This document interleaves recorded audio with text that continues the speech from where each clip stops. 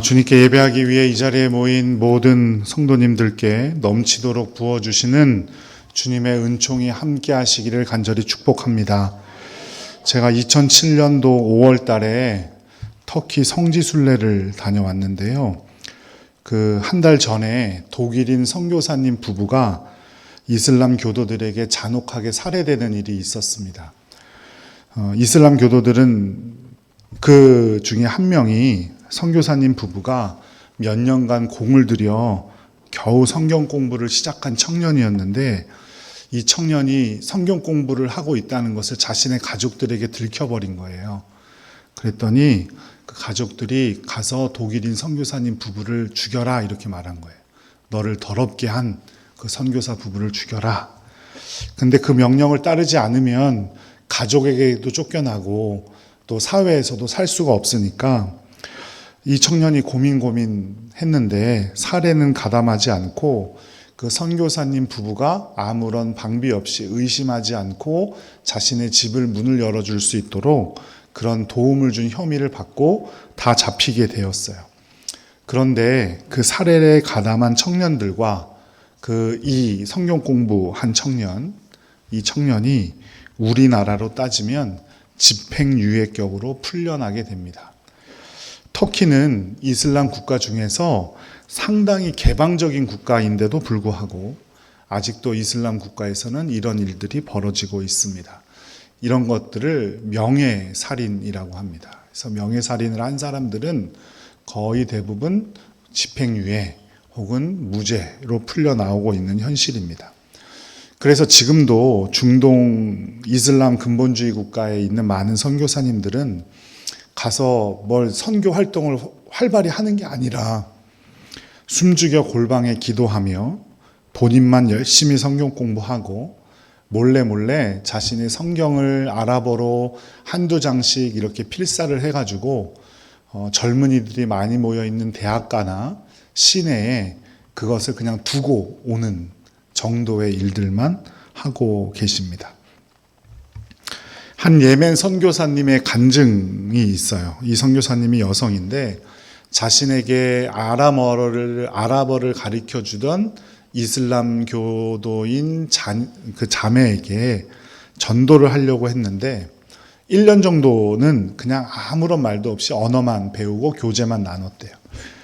그러다가 이제 예수님을 전해야겠다라고 생각을 하고 예수님을 전하려고 하니까 그 자매의 안색이 싹 변해서 그런 이야기 하려면 나는 다시 오지 않겠다 이런 식으로 얘기를 하더래요. 그래서 언어만 배우겠다고 다짐하고 며칠 이제 계속 시간이 지나가고 있었겠죠. 선교사님이 차를 준비하러 간 사이에 책상 위에 놓여진 이 선교사님의 큐티 노트, 그러니까 말씀 묵상을 한 노트를 이 자매가 보게 되었습니다. 성경에 기록된 내용이다라고 했더니 이 자매가 자신도 읽어보고 싶다라고 하더랍니다. 그래서 함께 신약 성경을 읽고 아랍어 공부를 하게 되었는데 갑자기 이 선교사님이 그곳을 떠나게 된 거예요. 성경책만 선물로 주고 떠날 수밖에 없었습니다. 1년쯤 지나서 그 자매와 다시 연락을 하게 되었는데 그 자매가 선교사님에게 이렇게 안부를 전해왔습니다. 나도 너와 같은 사람이 되었어. 정말 놀라운 일 아닙니까? 이 선교사님이 한 게 없어요. 한 거라고는 신약 성경 준 것밖에 없어요. 그런데 예수 그리스도를 부정했던 그 자매가 단지 말씀만 읽었을 뿐인데 선교사님의 도움도 없이 예수님을 그리스도라고 고백할 수 있게 되었다는 겁니다. 이처럼 말씀은 믿음을 갖게 해주는 능력이 있습니다. 요즘 관계 전도나 생활 속의 전도에 대해서 많이 강조를 하죠. 그렇다고 해서 단순히 우리가 착하게 산다고 해서 전도가 된다는 의미가 아닙니다. 그리스도인으로서 좋은 관계를 맺고 선한 행실을 하는 것은 분명 주님의 복음을 전하는 일에 선한 영향력을 끼칠 수는 있지만 그것이 전부는 아니에요. 우리의 착한 행실로 우리가 선하게 산다고 해서 복음이 전해지는 것이 아니라는 겁니다. 결국 믿지 않는 사람들을 변화시키고 믿지 않는 사람들에게 믿음을 갖게 하는 것은 결국 살아계신 하나님의 말씀인 줄로 믿습니다.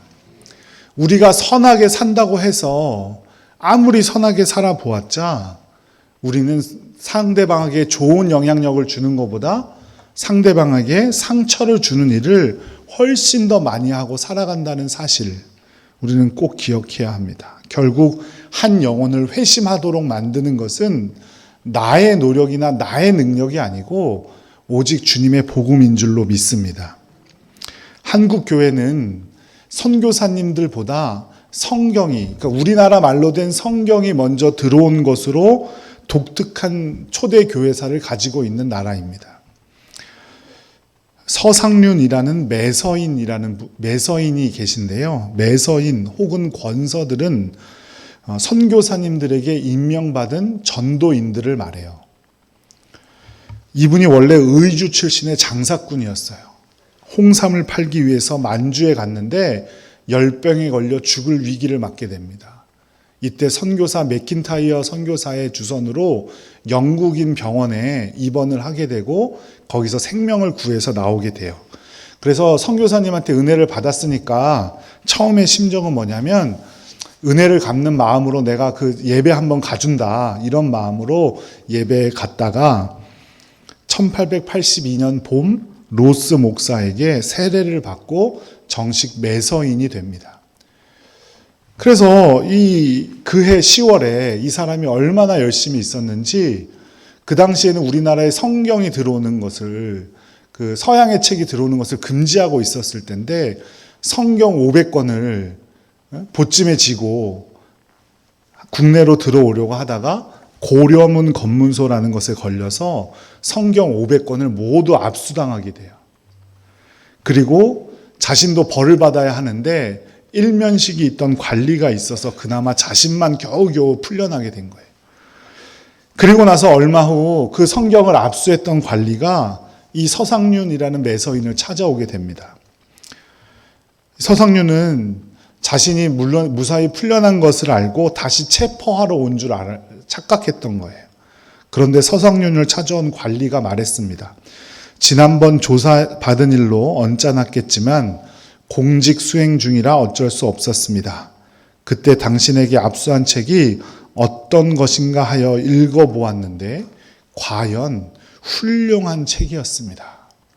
그러면서 두루마기 소매에서 자기 바지춤에서 자기 허리에서 그때 압수했던 책을 주섬주섬 다시 돌려주더랍니다.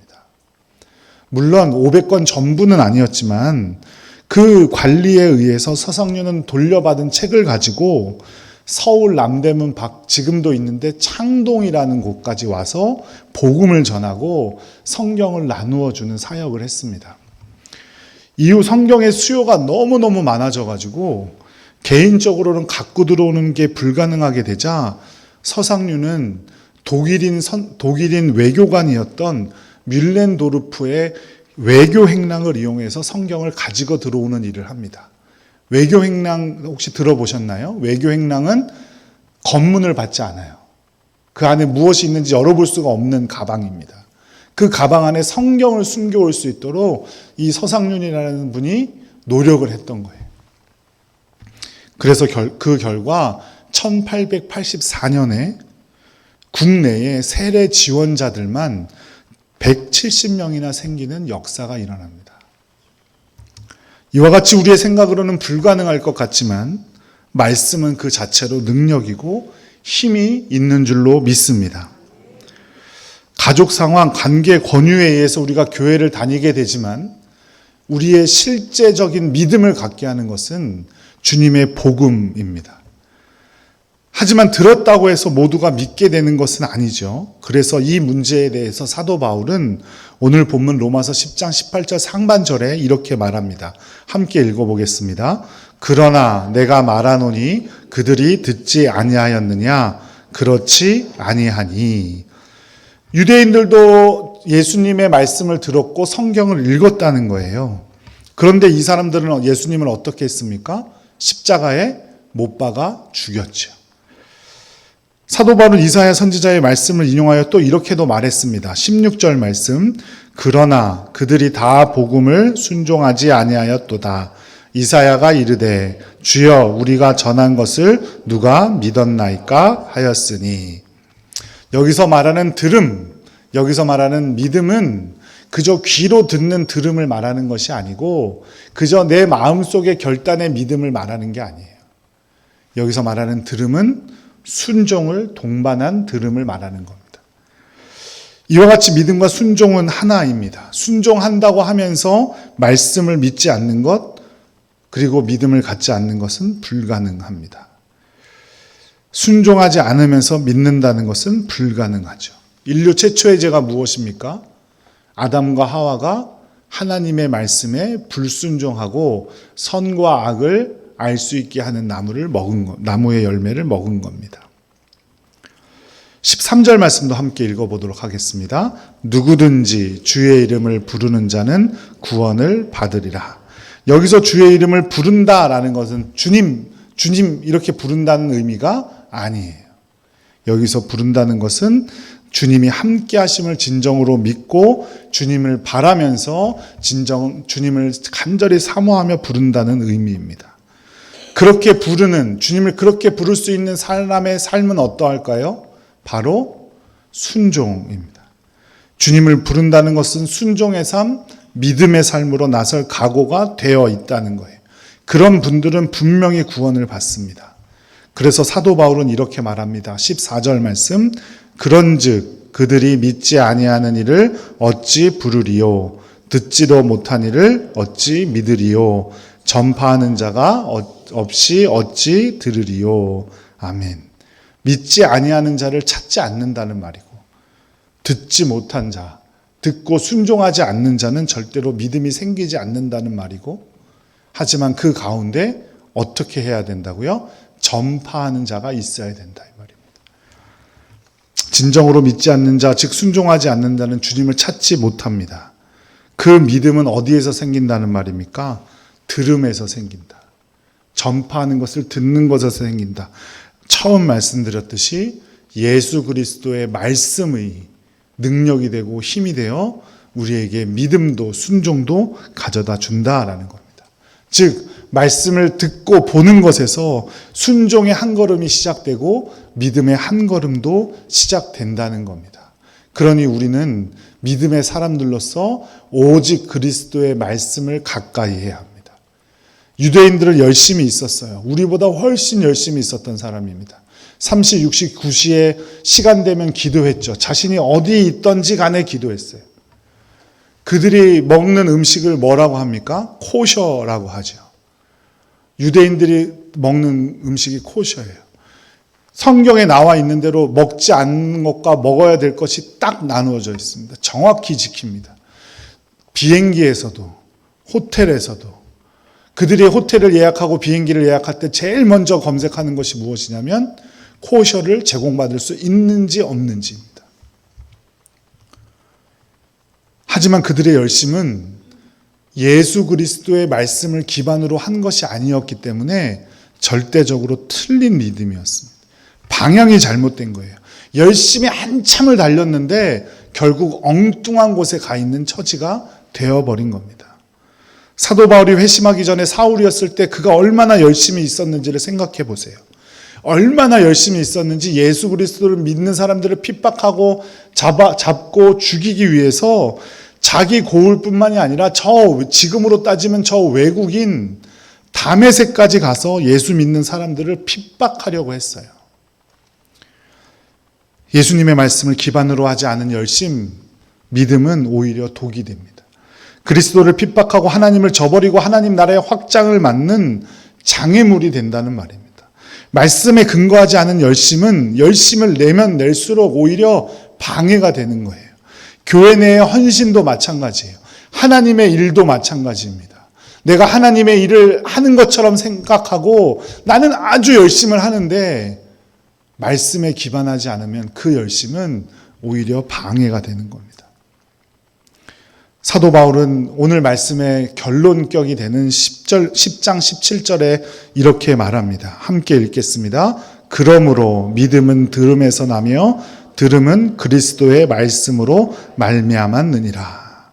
그리스도의 말씀을 들을 때 그리고 그 듣고 순종할 때 우리에게 믿음이 생깁니다. 여러분의 믿음 때문에 혹시 고민하고 있으십니까? 우리의 자녀들 믿음 때문에 고민하고 계세요? 그렇다면 방법은 딱 한 가지입니다. 예수 그리스도의 말씀을 들어야 합니다. 열심을 내서 말씀을 들을 때 말씀의 능력으로 우리는 믿음을 가질 수 있는 겁니다. 내 노력이나 내 능력으로 변하는 것이 아닙니다. 성경 어디에도 믿음이 생기고 자라는 방법에 대해서 다른 말씀을 하신 것이 없어요. 오직 그리스도의 말씀을 들을 때 믿음이 생긴다고 성경은 우리에게 말해주고 있습니다. 앞서 본 예멘 선교사님의 간증, 그리고 우리 초대교회의, 한국 초대교회 이야기 보아도 분명히 알 수 있죠. 말씀을 멀리해서는 믿음이 자랄 수가 없습니다. 그러므로 먼저 믿은 우리는 우리 스스로 최대한 말씀을 가까이 해야 하고 말씀을 전하는 일을 해야 하는 겁니다. 그런데 이런 사실을 우리만 아는 것이 아니에요. 사탄 마귀도 너무나 잘 알고 있습니다. 그래서 마귀는 될 수 있으면 말씀을 듣지 못하도록 유혹합니다. 그래서 성도들에게 제일 먼저 유혹으로 다가오는 것이 예배의 시간입니다. 가장 기본적으로 믿음의 사람들이 말씀을 듣는 것이 바로 예배에서 듣죠. 예배에 참석하려고 할 때마다 계속 무슨 일이 생기고 사람이 바빠지게 되면 제일 먼저 건드리는 것이 바로 예배입니다. 아무리 바빠도 사람은 만나고 아무리 바빠도 음식은 먹고 아무리 바빠도 잠은 자면서 예배의 시간은 한 주 정도는 괜찮겠지. 내가 먹고 살아야 할 직업 때문인데 어쩔 수 없지. 이런 마음을 가지고 예배의 자리를 가지고 타협하고 예배의 자리를 합리화시킵니다. 또한 성경만 읽으려고 하면 잠이 쏟아지는 분들도 계실 겁니다. 예배 시간 전에도 쌩쌩하다가 설교 들을 시간만 되면 잠이 쏟아지고 또 설교 시간이 끝나면 언제 내가 졸렸냐는 듯이 잠이 싹 달아나 버리는 분들도 있을 겁니다. 물론 설교자들의 잘못이 큽니다. 저 먼저 회개하겠습니다. 그러나 기본적으로 이런 모든 것들이 그저 내가 피곤하고 내가 어떻고 내가 저쩌고 이래서 오는 것이 아니라 우리가 조금이라도 말씀에 가까이 하지 못하도록 마귀가 유혹하는 것임을 꼭 기억하시기 바랍니다. 마틴 루터 하면 무슨 일이 떠오르세요? 종교개혁 떠오르시죠. 그런데 많은 학자들은 마틴 루터의 최대의 업적을 종교개혁이라고 생각하지 않습니다. 물론 종교개혁의 과정 속에 있긴 했지만 마틴 루터의 가장 큰 업적은 독일어로 성경을 번역한 일이라고 꼽는 학자들이 많습니다. 당시 성경은, 가톨릭의 성경은 라틴어로만 적혀져 있었습니다. 그리고 예배 시간에 성직자들이 하는 모든 말은 라틴어를 사용하게 되어 있어요. 그런데 일반 서민들은 라틴어를 알까요? 모를까요? 몰라요. 라틴어를 알 수 있는 사람이 없습니다. 귀족들이나 돼야 아는 거예요. 그러니 성경을 볼 수가 있어요? 없어요? 없어요. 라틴어로만 되어 있기 때문에 성경이. 독일어로 일반 평민들이 쓰는 독일어로 된 성경이 없었으니까. 1517년 마틴 루터가 종교개혁을 시작한 이후 1521년 카톨릭의 보름스 회의라는 곳에서 종교개혁을 따르는 자, 마틴 루터의 종교개혁을 동조하는 자들을 전부 다 단죄하기로 결정합니다. 그 중에 수괴가 누구예요? 마틴 루터죠. 그래서 마틴 루터가 한 성주, 바르트부르크의 성주의 도움을 받아서 그 성에 숨어들게 돼요. 그 성에 숨어서 무엇을 했냐면 마틴 루터가 11주 동안 독일어로 성경을 번역하는 일을 합니다. 그래서 1522년 9월 달에 독일어로 된 성경을 정식으로 출간하게 돼요. 그런데 마틴 루터가 성경을 번역한다고 한들 한 가지 기술이 있지 않으면 이 성경을 빨리 보급할 수가 없습니다. 이것이 무엇일까요? 인쇄술이죠. 인쇄술. 사람이 손으로 써서는 한계가 있잖아요. 빨리 찍어내야 되는데. 근데 마침 그 당시에 유럽을 휩쓸던 기술이 하나가 있었는데 바로 구텐베르크의 금속 활자, 인쇄술입니다. 하나님께서는 말씀을 전하는 일에 이처럼 수도 없이 많은 일들을, 우리가 상상도 하지 못하는 일들을 버리시고 그를 통해서 우리에게 은혜 베풀고 계신 줄로 믿습니다. 그러니 사랑하는 여러분, 어떻게 해서든 말씀을 가까이 하셔야 합니다. 말씀을 읽는 일, 말씀을 듣는 일, 말씀을 쓰는 일, 자기에게 맞는 많은 방법들이 있어요. 그 방법들을 이용해서 말씀을 가까이 하지 않으면 우리의 믿음은 절대 생겨날 수도 자랄 수도 없다는 사실을 꼭 기억하시기 바라요. 신앙생활은 돌을 닦는 게 아니에요. 불교에서처럼 면벽하고 오래 앉아있고 등대지 않고 잔다고 우리의 신앙이 자라는 게 아닙니다. 우리의 신앙은 오직 들은 말씀을 바탕으로 그 말씀에 순종할 때 자란다는 사실을 꼭 기억하시기 바랍니다. 우리가 순종하지 못한다면 성경에 쓰여 있는 많은 이 문자들은 그저 죽은 문자에 불과합니다. 그리고 믿는 자들의 사명은 믿지 않는 자들에게 복음을 전하는 것입니다. 우리가 전하지 않으면 믿는 자들이 생길 수 없습니다. 어떻게 해서든 우리 주변의 사람들이 말씀을 들을 수 있도록 해야 합니다. 지금은 은퇴하신 선한목자교회 유기성 목사님 책에 나오는 예화, 간증 중에 하나입니다. 한 할머니 권사님께서 원치 않는 질병으로 병원에 1년 가까이 입원을 하게 되었고 언제 치유될지 모르는 상황이었어요. 이 권사님이 건강하셨을 때 교회에서 전도왕으로 불리시던 분인데 병원에 입원해서도 어떻게 전도할 수 있을지 골똘히 생각하다가 아이디어를 하나 냈습니다. 대학생, 아르바이트생들을 고용한 거예요. 그래서 일주일에 한 번 4시간 정도를 자기에게 와서 성경을 읽어달라고 아르바이트생을 모집했습니다. 마태, 마가, 누가, 요한 복음 순으로 학생들은 성경을 쭉 읽어 나왔고 중요한 구절에 이르면 이 권사님은 한 번 더 읽어달라고, 그 부분 한 번 더 읽어달라고 이렇게 2-3번씩 더 반복을 시켰어요. 그렇게 병실에서 1년이 지났습니다. 그 1년 동안 10명의 대학생들이 구원을 받게 되었답니다. 믿음은 그리스도의 말씀으로 생기고 자라납니다. 그리고 그 믿음이 생기면 어떻게 되느냐? 사도행전 4장 20절 말씀 함께 읽어보도록 하겠습니다. 우리는 보고 들은 것을 말하지 아니할 수 없다 하니. 성전 미문에 앉아있는 구걸하던 앉은뱅이, 걷지 못하던 자를 고쳐준 사건 때문에 베드로와 요한이 공회에 잡혀왔습니다. 그런데 공회원들이 이들을 벌주고 싶은데 많은 사람들이 그 기적을 보았잖아요. 그리고 자신도 보았잖아요. 그래서 만약에 베드로와 요한을 벌주면 자기들에게 어떤 해코지가 돌아올지를 모르니까 고민하고 있었어요. 그래서 생각해낸 것이 뭐냐면 더 이상 나가서 예수님의 이름을 말하지도 말고 가르치지도 말아라. 그러면 우리가 이쯤에서 풀어주마. 베드로와 요한을 설득시키려고 했어요. 그런데 그때 베드로와 요한이 이 말을 한 겁니다. 우리는 보고 들은 것을 말하지 않을 수 없습니다.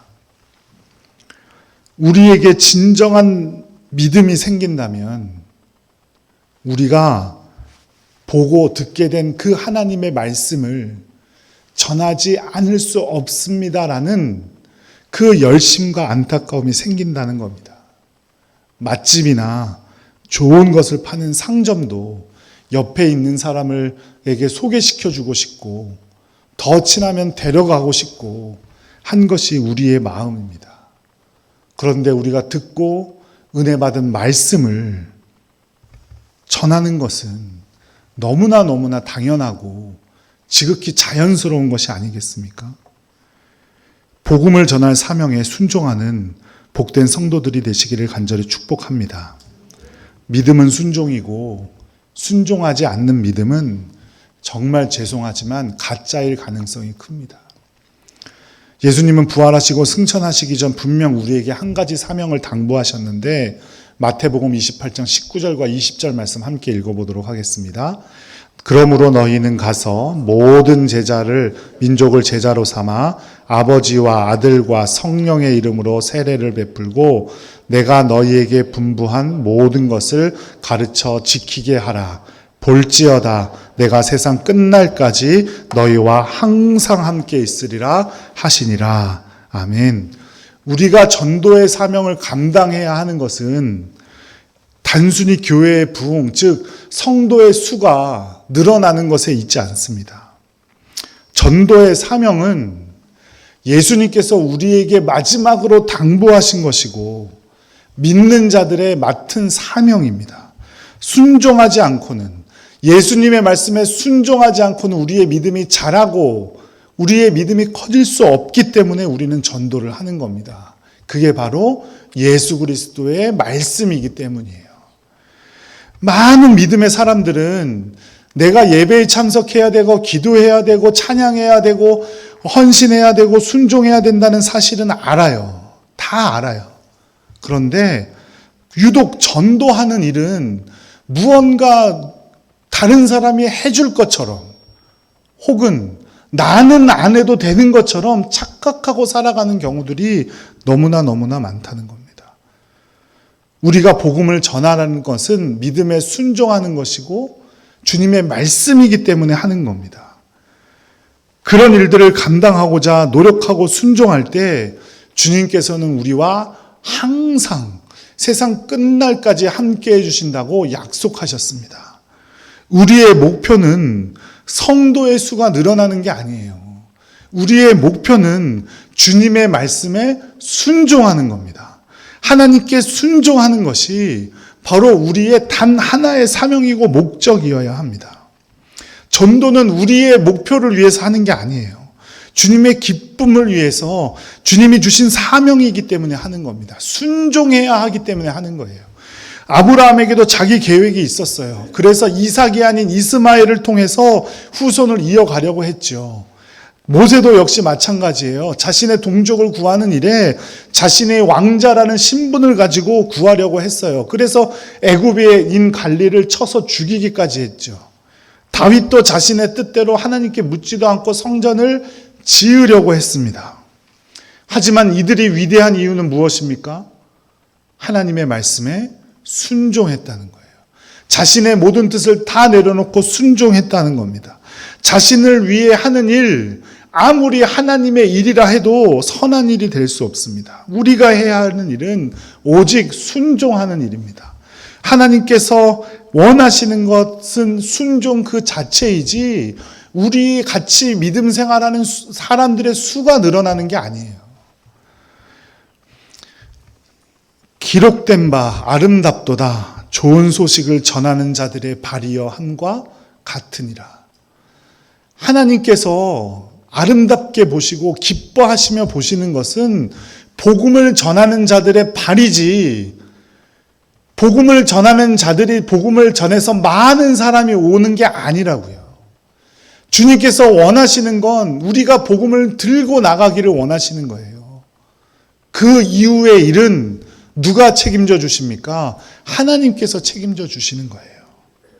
주님께서 아름답게 여기시는 일은 우리가 주님의 사명에 순종해서 믿음을 지키는 일이고 우리 믿음의 성장을 위해 주님의 말씀에 순종하는 일이라는 사실을 꼭 기억하시기 바랍니다. 오직 주님의 말씀을 들고 복음을 전하며 주님 주신 사명에 순종하는 복된 성도들 되시기를 간절히 축복합니다. 그러면 반드시 우리와 주님께서 함께 해 주실 줄로 믿습니다. 그리고 우리가 그렇게 꿈꾸고 간절히 원하는 부흥도 일어나게 될 줄로 믿습니다. 부흥 누가 대신 해주는 것 아닙니다. 내가 먼저 나서야 하고 내가 먼저 헌신할 때 주님의 도움으로 이루어질 줄로 믿습니다. 주님께서 함께 하시는 놀라운 축복 가운데 거하는 복된 성도님들 되시기를 간절히 기도드립니다. 기도하겠습니다. 사랑이 많으신 아버지 하나님, 우리가 주님을 먼저 믿어 주님을 전할 수 있고 복음을 전할 수 있는 사람들로 삼아주셔서 감사드립니다. 분명히 아직도 우리의 우리가 전하는 복음을 필요로 하는 사람들이 있고 또 복음에 메말라 있는 사람들이 있는 줄로 믿습니다. 우리 모든 성도들 주님께 순종하고 주님께 사명을 다하기 위해 복음을 전할 때 주님 아름다운 열매 맺을 수 있도록 허락하여 주시고 우리 믿음도 자라고 성장하여 더욱더 커갈 수 있도록 장성한 분량에 이를 수 있도록 주님 복내려 주시옵소서. 예수님의 이름으로 감사하며 기도드렸습니다. 아멘.